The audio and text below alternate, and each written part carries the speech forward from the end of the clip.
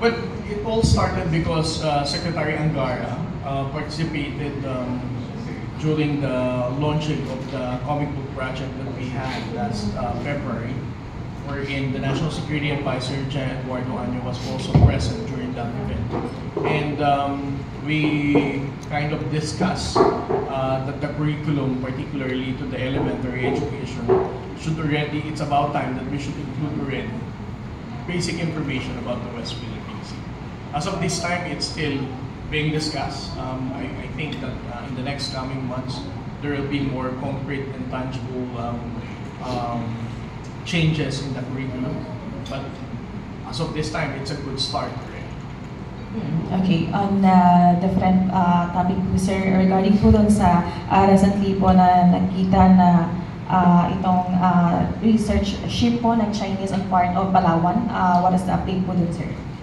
Well, this is a Chinese research vessel, Songhao. It's an 85-meter inland research vessel. This was launched by the People's Republic of China in 2017. It is an ocean-going research vessel. It deported Shanghai, China in last March 26. It passed through the eastern seaboard of Taiwan and then passed through the northern side of the Philippines and then made an innocent passage passing through the Mindoro Strait. From Mindoro Strait, it took the archipelagic sea lane going down to Cebu Passage. On the part of the Philippine Coast Guard, we monitored the presence of this Chinese research vessel and we ensured that they're not conducting any marine scientific research. We keep on reminding them that their presence in our archipelagic waters does not allow marine scientific research.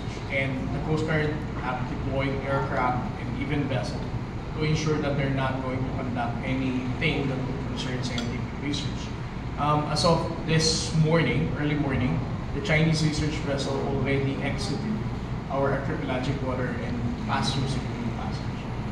Okay, may I answer one more question about po sa may, as part of public hearing po last time ng House of Representatives ng three standing committees about fake news and pro-China trolls. Ano po yung statement mo dito po sir sa mga fake news na kumakalat as of this time po sir? I think the proliferation of fake news and disinformation is really need to be prevented already from happening.